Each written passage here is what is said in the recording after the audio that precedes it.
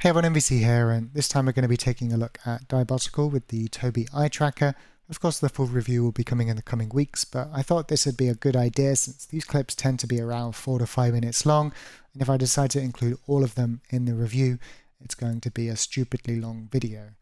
But in Diabotical, we're in a 1v1 at the moment against this guy over here. It's quite an old clip, but it seems to serve a good purpose.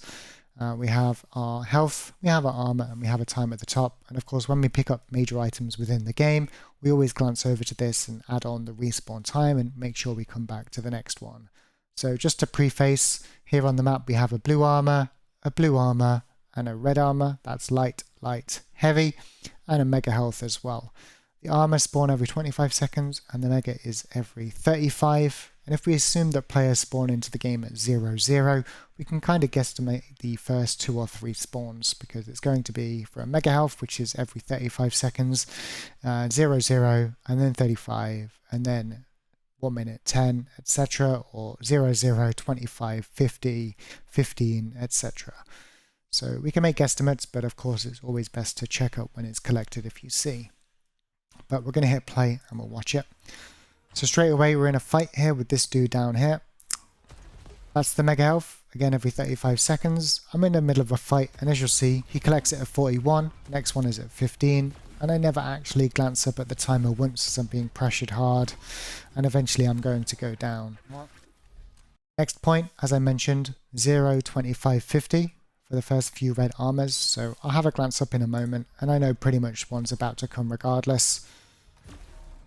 Here come the pincers, get a high ground on him, 3 nice shots will pick up the frag.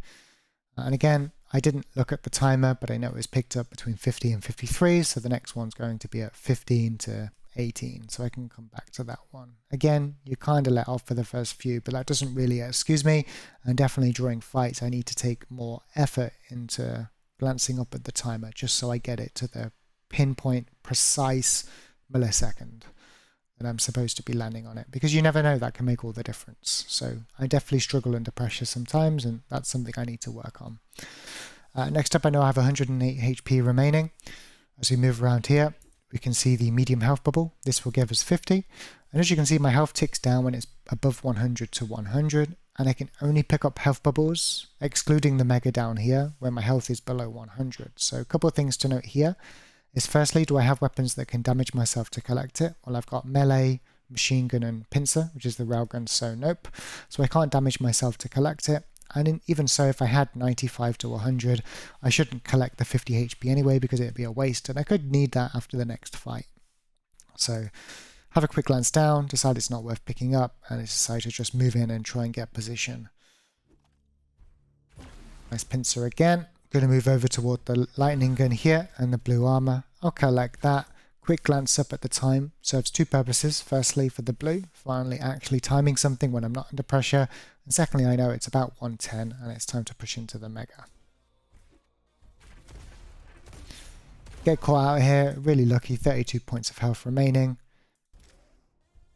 And I'll collect the mega, and as you can see, I glance up at the time. So I know the next one is going to be spawning at 50.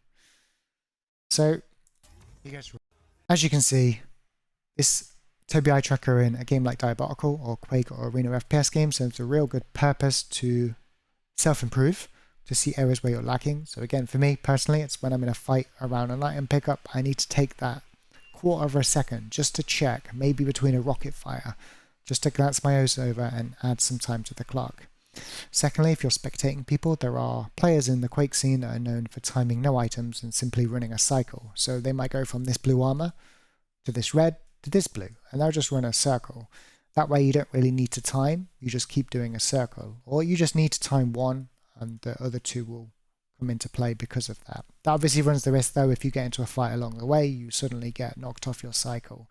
So the best way to play Quake is to time, but not everyone does that. And point is, if this was in tournaments, you'd be able to identify all these different playstyles and be able to determine what players are doing. And I think it's just information that you don't otherwise get, which is really cool. So let me know what you think again in the comments below, and I hope you're all looking forward to the full review in the coming weeks. Take care, and I'll see you in the next one.